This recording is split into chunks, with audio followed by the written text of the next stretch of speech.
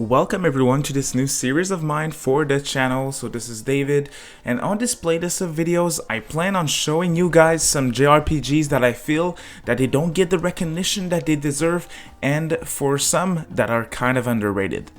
For this video, I'll be focusing on Tokyo Mirage Sessions Encore for the Nintendo Switch. This game originally came out on the Wii U and was ported to the Switch in 2020, just like every other Wii U game. And this game was developed by Atlus and Nintendo, and it sold very poorly on the Switch. In today's video, I'll tell you why you should give this game a chance and also why I think it sold poorly. So let's get right into it.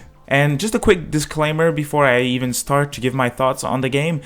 This game has a very special setting and a very unique story. I'm fully aware that it might not be for everyone, but that doesn't make it a bad game in any way, shape or form. So I think this video will help you guys if you're on the fence on whether or not you should pick it up. So the story for Tokyo Mirage Sessions is very simple. You play as a group of friends that works in an entertainment office named Fortuna Entertainment.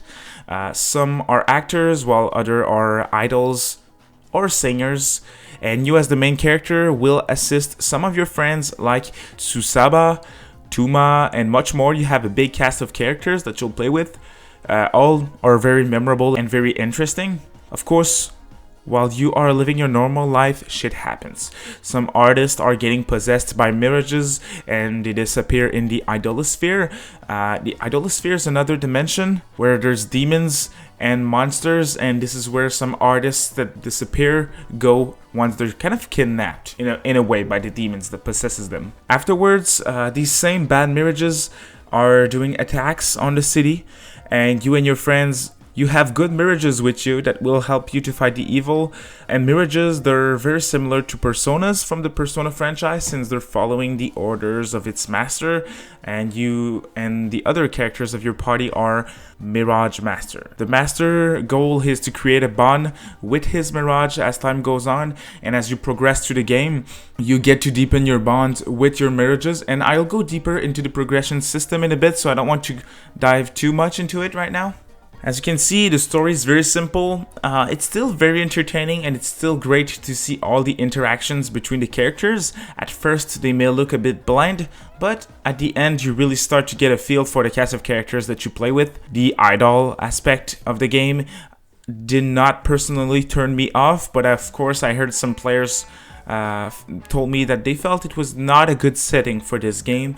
I have to say, yes, sometimes it's a bit cringe-worthy when one of your characters has to sing a song to free a certain person from an evil mirage, but hey, it's just a small complaint that I had, and personally for me, it was not a deal breaker. But what's also cool is that the plot starts really quickly, and the tutorial is straight to the point.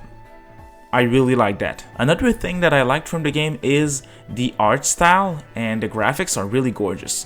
The game looks and runs really well on the Switch. The frame rate is good whether you're playing portable mode or TV mode.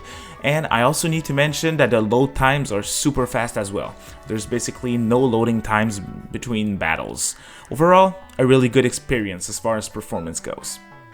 One thing that I really liked is the intermissions. Between every of the 6 chapters of the main story, you can play through side missions with the other party members. It's kind of like the social links in Persona.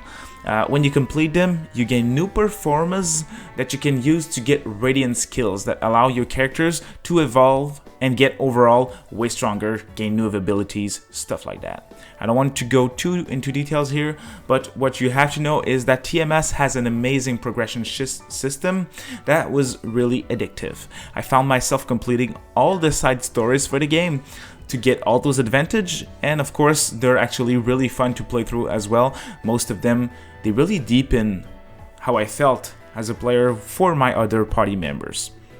As previously mentioned during the story, you'll get into another dimension, the idolosphere. In this dimension, you get the dungeons for the game.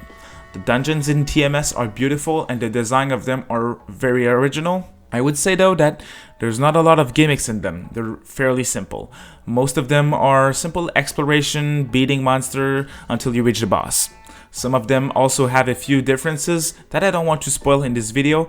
A comparison that I would give is the dungeons are as deep as you can find in a game like Persona 4, for example. Not as bland as Persona 3 with Tartarus, and not as deep as P5 with all its different gimmicks that you can find in the dungeons. I also felt that the game was really well balanced. Some of the bosses will probably give you a hard time. You'll have to retry them a few times before you beat them, but nothing too hard. If you're used to turn-based RPGs, you won't have a problem here. I personally had to grind for a few minutes before 1 or 2 bosses in the game, but never that long since I was, as I previously mentioned, always doing the side quests and getting my rewards. If you guys are wondering why my review is so late for Tokyo Mirage Sessions, here's why. While I was not on YouTube during the Wii U days, I was still following gaming news every day. I was also into JRPGs as I am now.